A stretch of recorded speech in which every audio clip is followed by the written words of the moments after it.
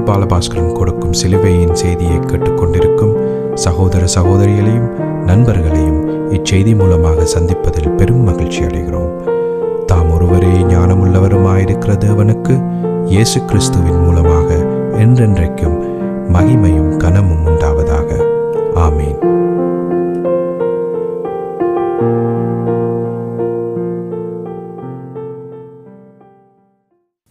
நான் போல் பாலபாஸ்கரன்.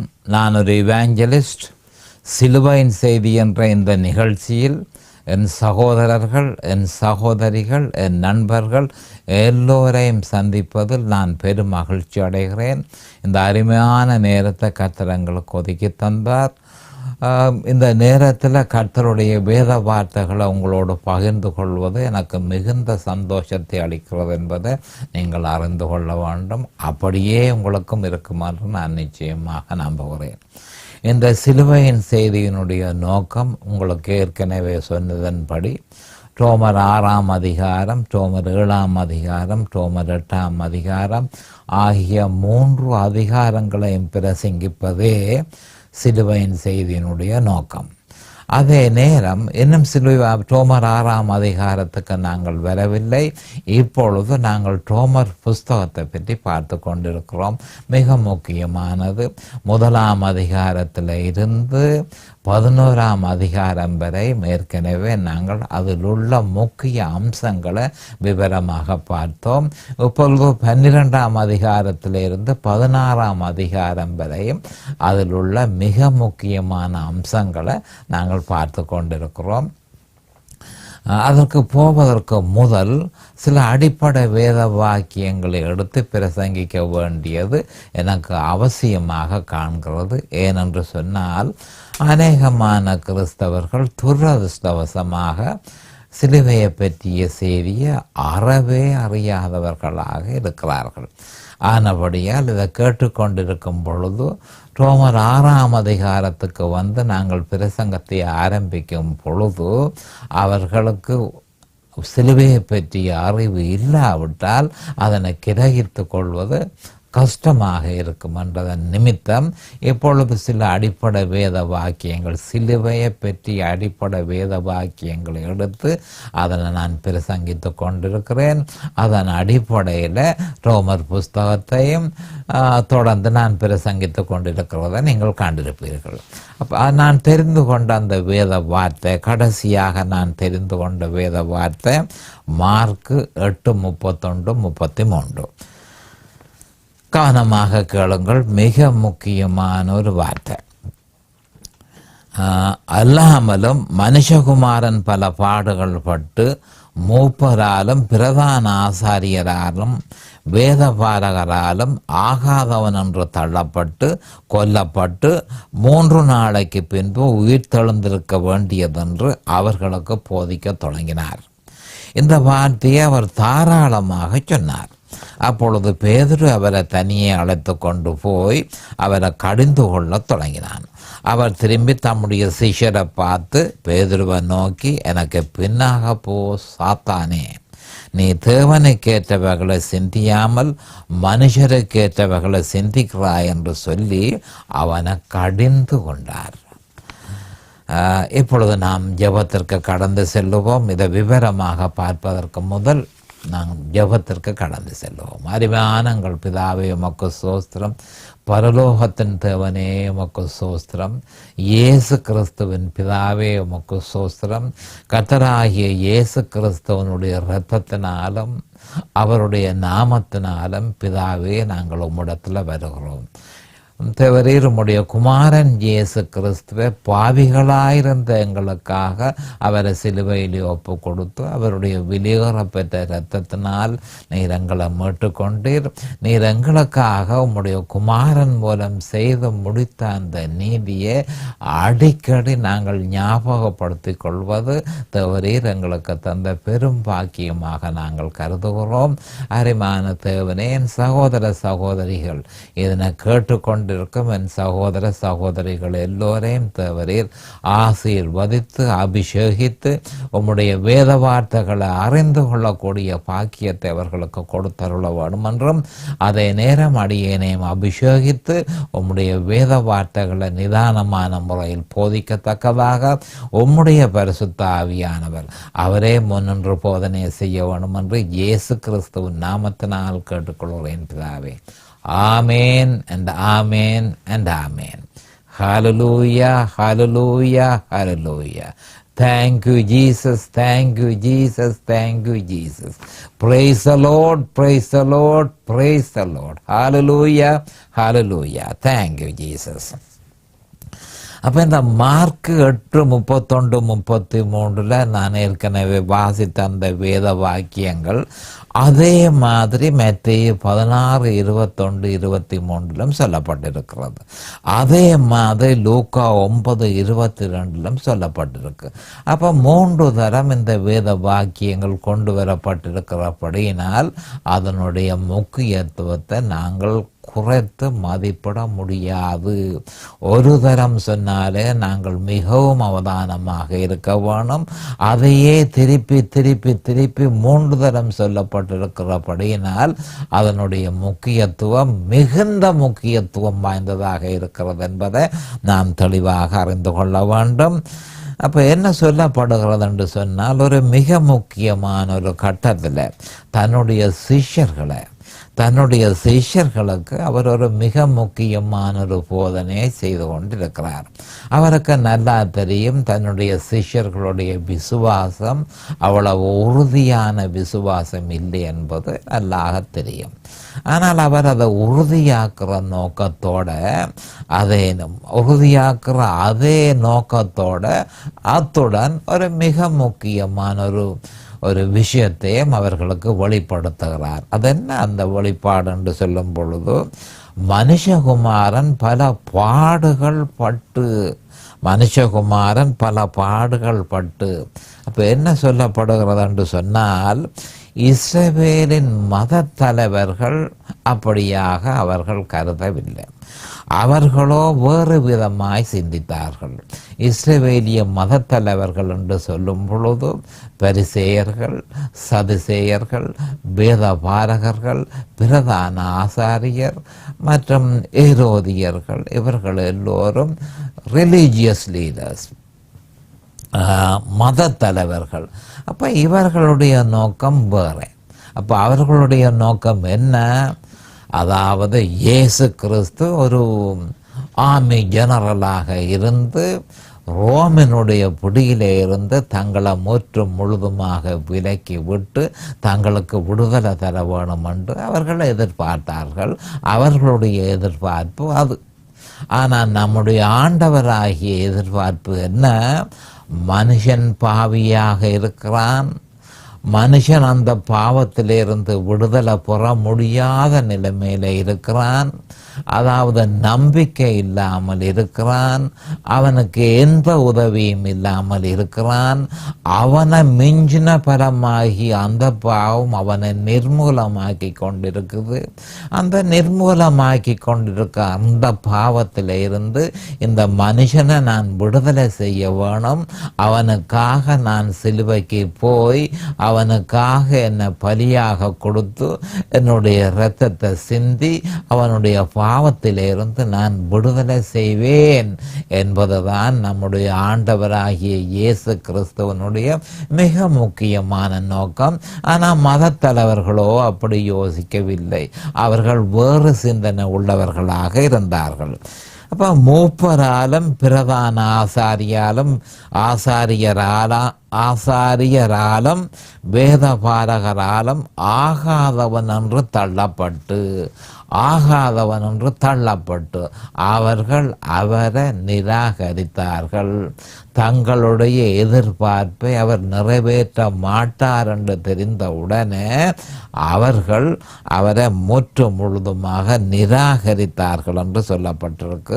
அதோடு அவர்கள் விட்டு வைக்கவில்லை. அப்போ அடுத்தது பாருங்கள், கொல்லப்பட்டு 3 நாளைக்கு பின்பு உயிர் தெழுந்திருக்க வேண்டியதென்று அவர்களுக்கு போதிக்கப்பட தொடங்கினார். அப்போ அவர் என்ன சொல்கிறார் என்று சொன்னால், நான் சிலுவையிலே அறையப்படுவேன், அறையப்பட்டு 3ஆம் நாள் நான் உயிர்த்தெழுவேன் என்று சொல்லியிருக்கிறார். அப்போ அந்த உயிர்த்தெழுதலை பற்றி அவருக்கு எந்த விதமான சந்தேகமும் இருக்கவில்லை. காரணம், அந்த சிலுவையிலே அவர் அறையப்படுகிறது பெர்ஃபெக்டான ஒரு ஒர்க்காக இருக்கிறபடியினால் உயிர்த்தெழுதல் நிச்சயமாக வருமென்றது அவருக்கு தெரியும். ஆனபடியால் 3 நாளைக்கு பின்பு உயிர்த்தெழுந்திருக்க வேண்டியது என்று அவர்களுக்கு போதிக்க தொடங்கினார். அப்போ என்ன நோக்கத்துக்காக போதிக்க தொடங்கினார்? தன்னுடைய சிஷ்யர்களுக்கும் அங்கு வந்திருக்கிற ஜனங்கள் எல்லாருக்கும் இந்த வார்த்தை அவர்களுடைய இருதயத்தில் செட்டில் பண்ண வேணும். அவர்களுடைய இருதயத்தில் செட்டில் பண்ணி அவர்களுக்கு ஒரு மாற்றத்தை, born again experience, மறுபிறப்பு அனுபவத்தை அவர்கள் பெற்றுக்கொள்ள வேண்டும் என்ற நோக்கத்தோடு ஆண்டவர் அதை அவர்களுக்கு பிரசங்கித்தார். crucifixion, resurrection, கொல்லப்பட்டு சிலுவையில் அறையப்படுதல், உயிர்த்தெழுதல், இந்த 2ம் மிக முக்கியமான உபதேசம் என்பதையும், இது 2ஐயும் ஒரு மனுஷன் ஏற்றுக்கொள்ளும் பொழுதுதான் அவன் ரட்சிப்பை பெறக்கூடியதாக இருக்கிறது. அப்போ அவருடைய இருந்த சீஷர்கள் எல்லாரும் அந்த முக்கியமான நோக்கம், அவர் வந்த நோக்கம் என்ன என்பதை அறிந்து கொள்வதற்கும் அவர்கள் பூரணமாக கிறிஸ்துவுக்குள் பலப்படுவதற்கும் ஏதுவாக இதனை தாராளமாக, இந்த வார்த்தையை அவர் தாராளமாக சொன்னார் என்று சொல்லப்பட்டிருக்கிறது. அடிக்கடி அடிக்கடி அடிக்கடி அவர் இந்த வார்த்தைகளை அவர்களை கூப்பிட்டு பிரசங்கித்து கொண்டிருந்தார். அப்பொழுது பேதுரு அவரை தனியே அழைத்து கொண்டு போய் அவரை கடிந்து கொள்ள தொடங்கினான். இந்த வசனத்தை நீங்கள் கிறிஸ்தவர்கள் மிகவும் அவதானமாக பார்க்க வேண்டும். பேதுரு ஒரு கிறிஸ்தவன், ஆண்டவரோட அவன் சிஷ்யராக அவரோடையே 24 மணித்தியாலமும் இருக்கிறவன். இந்த வார்த்தையை கேட்டவுடனே நான் கொல்லப்பட்டு 3 நாளைக்கு பின்பு உயிர்த்தெழுந்திருக்க வேண்டியது என்ற வார்த்தையை கேட்ட உடனே அவன் என்ன செய்தான் என்றதை நாங்கள் கவனமாக பார்த்து கொள்ள வேண்டும். அவரை தனியே அழைத்து கொண்டு போய் அவருடைய தோளில் பிடித்து அவர் ஒரு பக்கமாக ஒரு கரைக்கு கொண்டு போய் அவரை கடிந்து கொள்ள தொடங்கினான். அப்போ ஏன் கடிந்து கொள்ள தொடங்கினான் என்று சொல்லிக்க, அந்த விதமாக அவன் ஏற்கனவே முன்பு செய்யவில்லை, இப்பொழுதுதான் அவன் செய்கிறான். அப்போ அதனுடைய நோக்கம் என்ன மாதிரி என்றால், சிலுவையை பற்றிய செய்தி, இயேசு கிறிஸ்து சிலுவையில் அறையப்பட்டு மரிப்பார் என்ற அந்த செய்தியை கேட்ட உடனே பேதுருவுக்கு பொல்லாத கோபம் பேதுருவுக்கு வந்து அவரை இழுத்து கொண்டு போய் கடிந்து கொண்டான் என்று சொல்லி இந்த வேத வாக்கியம் சொல்லுகிறது. அப்போ நாம் அறிய வேண்டியது, கிறிஸ்தவர்களுக்கே சிலுவையை பற்றிய செய்தி ஒரு இடரலாக இருக்கிறது என்று சொல்லி கலாத்தியர் 5:11 சொல்லப்பட்டிருக்கிறது. சிலுவையை பற்றிய செய்தி அவர்களுக்கு இடரலாக இருக்கிறது. அப்போ பேதுருவுக்கும் அது இடரலாக இருந்தது. ஆனால் இங்கே விசேஷமான ஒரு விஷயம் என்ன மாதிரி என்றால், சிலுவையை பற்றிய செய்தி சாத்தானுக்கும் மிக கோபத்தை உண்டாக்குற ஒரு செய்தியாக இருக்கிறது என்பதை நாம் அறிந்து கொள்ள வேண்டும். அப்போ சாத்தான் பேதுருவை பாவிக்கிறான் என்பது இங்கு தெளிவாக இருக்கிறது. ஏனென்றால் அதற்கு பின்பு ஆண்டவர் அந்த விஷயத்தை டீல் பண்ற விஷயம் மாதிரியை பார்த்தால் சாத்தான் அங்க நிற்கிறான் என்பது தெளிவாக இருக்கிறது. சாத்தானுக்கு ஏன் அந்த செய்தியில விருப்பமில்லை? சிலுவையிலேயே சாத்தான் முற்று முழுதுமாக தோற்கடிக்கப்பட்டான் என்றதை மனுஷன் அறியாமல் இருக்க வேணும் என்ற விஷயத்திலே அவன் பலகவனமாக இருக்கிறான். தன்னுடைய முழு சக்தியையும் சிலுவையின் செய்திக்கு எதிராக அவன் பாவிக்கிறான் என்பதை கிறிஸ்தவர்கள் அறிந்து கொள்ள வேண்டும். அப்ப அவர் திரும்பி பார்த்து திரும்பி தம்முடைய சிஷ்யரை பார்த்து பேதுருவை நோக்கி, அப்ப பேதுருவுக்கு அருகில நின்று கொண்டு தன்னுடைய சிஷ்யர்களை பார்க்கிறார். ஏன் அப்படி பார்க்கிறார்? ஒரு மிக முக்கியமான செய்தி பேதுருவுக்கு மட்டுமல்ல, மற்ற சிஷ்யர்களுக்கும் அந்த செய்தி போக வேணும் என்பதற்காக சிஷ்யரை பார்த்து, எனக்கு பின்னாக போ சாத்தானே, கவனமாக கேட்டுக்கொள்ளுங்கள். அப்ப பேதுருவுக்கு முன்பாக சாத்தான் நிற்கிறத கர்த்தர் கண்டு கொண்டார். பேதுருவை சாத்தான் உபயோகிக்கிறத கர்த்தர் கண்டு கொண்டார். அப்ப பேதுருவை பொசஸ் பண்ணி இருக்கிறானோ சாத்தான்? இல்லை, பேதுருவை ஆப்ரஸ் பண்றான்ன்றது வலு தெளிவாக இருக்குது. அப்ப பேதுருவை பாவித்து சிலுவைக்கு எதிரான தன்னுடைய எதிர்ப்பை அவன் கெட்டித்தனமாக செய்கிறத நாம் இங்கு பார்க்கக்கூடியதாக இருக்கு. ஆனபடியால் ஆண்டவர் என்ன சொல்கிறார்? எனக்கு பின்னாக போ, என் முகத்துக்கு முன்பாக நீ ஒரு பொழுதும் நிற்கக்கூடாது, போ பின்னால என்று சொல்லி சாத்தான அவர் கடிந்து கொள்கிறார். கடிந்து கொண்ட அதே நேரம் பேதுருவையும் பார்த்து நீ என்று சொல்ற அந்த வார்த்தை உலகத்தில் உள்ள எல்லா கிறிஸ்தவர்களுக்கும் அந்த வார்த்தை போகுதுன்றதை நாம் தெளிவாக அறிந்து கொள்ள வேணும். ஒவ்வொரு கிறிஸ்தவர்களையும் பார்த்து நீ தேவனுக்கேற்றவைகளை சிந்தியாமல் மனுஷருக்கேற்றவைகளை சிந்திக்கிறாய். தேவனுக்கு ஏற்றவைகள் என்ன?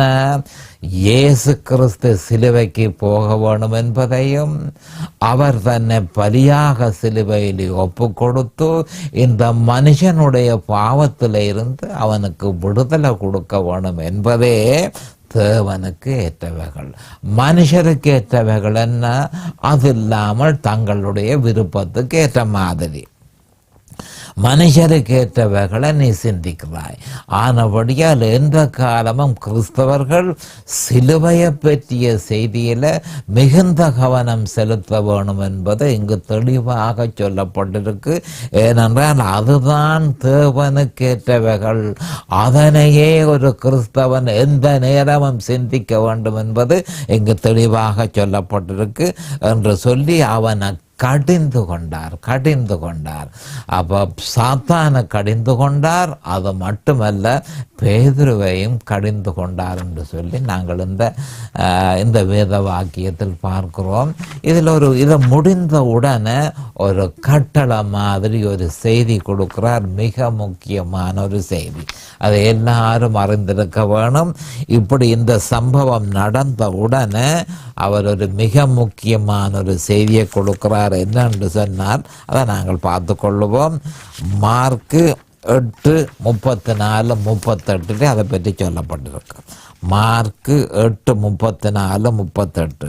அப்போ இந்த சம்பவம் முடிந்த உடனே, இனிமேல் என்னை யாரும் பின்பற்றுவதா இருந்தால் உங்களை நீங்கள் வெறுக்காமல், சிலுவையை நீங்கள் தூக்காமல், அனுதினமும் அதனை செய்யாமல் என்னை நீங்கள் பின்பற்ற முடியாது என்ற ஒரு கட்டளையை தெளிவாக கொடுத்தார். அப்போ 34ஆம் வசனத்தில், மார்க் 8:34, பின்பு அவர் ஜனங்களையும் தம்முடைய சிஷ்யர்களையும் தம்மிடத்தில் வரவழைத்து, அவன் ஆராயிருந்தான், ஒருவன் என் பின்னே வர விரும்பினால் அவன் தன்னைத்தான் வெறுத்து தன் சிலுவையை எடுத்துக்கொண்டு என்னை பின்பற்ற கடவன். லூக்கா 9:23 அனுதினமும் என்று சொல்லப்பட்டிருக்கிறார். என்னை பின்பற்ற கடவன். தன் ஜீவனை ரட்சிக்க விரும்புகிறவன் அதை இழந்து போவான். என் நிமித்தமாகவும் சுவிசேஷத்தின் நிமித்தமாகவும் தன் ஜீவனை இழந்து போகிறவன் அதை ரட்சித்து கொள்ளுவான். அடுத்த மிக முக்கியமான ஒரு விஷயம், மனுஷன் உலகம் முழுவதையும் ஆதாயப்படுத்தி கொண்டாலும் தன் ஜீவனை நஷ்டப்படுத்தினால் அவனுக்கு லாபம் என்ன? இந்த பூமியில் இருக்கும் பொழுது முழு உலகத்தையும் ஆண்டாலும் பாதாளத்துக்குள்ள போய் அவன் இருக்கும் பொழுது கண்ணை மூடி மரித்து பாதாளத்துக்குள்ளே அவன் தள்ளப்பட்டிருக்கும் பொழுது அவனுக்கு என்ன லாபம் கிடைக்கும் என்றதை மனுஷன் சிந்தித்து பார்க்க வேண்டும். மனுஷன் தன் ஜீவனுக்கு ஈடாக என்னத்தை கொடுப்பான் என்று சொல்லி ஒரு மிக முக்கியமான செய்தியை கொடுத்திருக்கிறார்.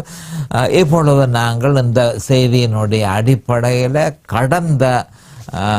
கடந்த செய்தியில், சிலுவையின் செய்தியில் ஒரு மிக முக்கியமான விஷயத்தை நான் உங்களுக்கு பிரசங்கித்து கொண்டிருந்தேன்.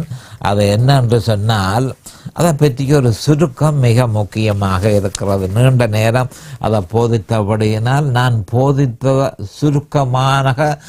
போதித்தது என்னன்றதை நாம் பார்த்து கொள்ள வேண்டும். ரோமர் 12ஆம் அதிகாரத்திலிருந்து 16ஆம் அதிகாரம் வரையும் நடைமுறை கிறிஸ்தவத்தை பற்றி நான் உங்களுக்கு சொல்லியிருந்தேன்.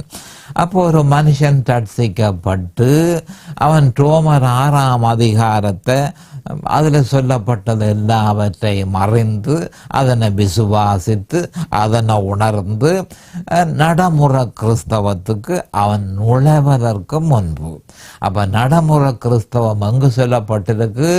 ரோமர் 12ஆம் அதிகாரத்திலிருந்து 16ஆம் அதிகாரம் வரையும்.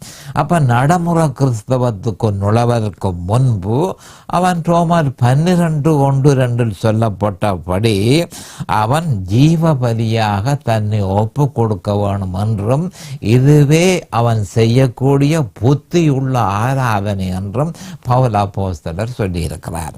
அவன் பரிசுத்த ஆவியினால் ஏவப்பட்டு பவுல் அப்போஸ்தலர் சொல்லியிருக்கிறார், அவன் முதலாவதாக தன்னை ஜீவ பலியாக ஒப்பு கொடுக்க வேண்டும். அப்போ எப்படி ஜீவ பலியாக ஒப்பு கொடுக்க முடியும் என்பதை நான் உங்களுக்கு ஏற்கனவே மத்தேயு 11:28-30 சொல்லப்பட்ட மிக முக்கியமான 2 விஷயங்கள்.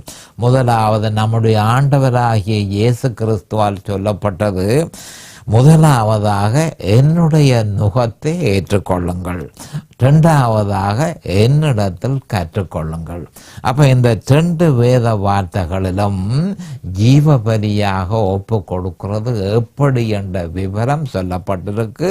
அப்போ இப்படி ஒப்பு கொடுத்தீர்களா இருந்தால் உங்களுக்கு இளைப்பாறுதல் கிடைக்கும் என்று மத்தேயு 11:28-30 சொல்லப்பட்டிருக்கிறது.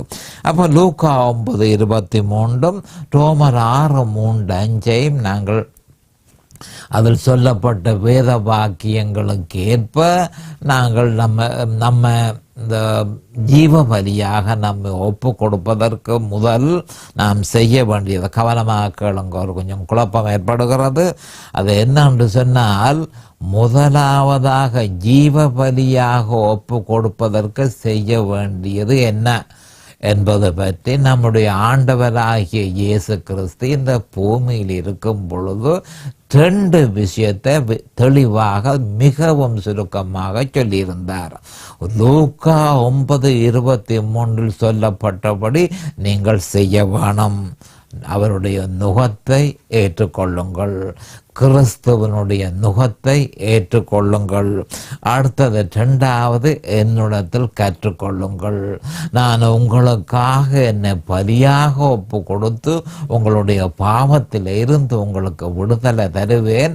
அந்த பலியோடு உங்களுடைய இணைப்பு என்ன மாதிரி அதை பற்றி நீங்கள் அறிந்து கொள்ள வேண்டும். அப்போ இந்த 2ஐயும் நீங்கள் விசுவாசித்து ஜீவ பலியாக உங்களுக்கு ஒப்பு கொடுத்தால் உடனடியாக நீங்கள் இளைப்பாறுதலை பெறுவீர்கள் என்று சொல்லியிருந்தார். அப்போ அடுத்ததாக நாங்கள் பார்க்க வேண்டிய விஷயம் இந்த 12:2 சொல்லப்பட்டிருக்கிறது. ஒரு பாப்பம் 12:2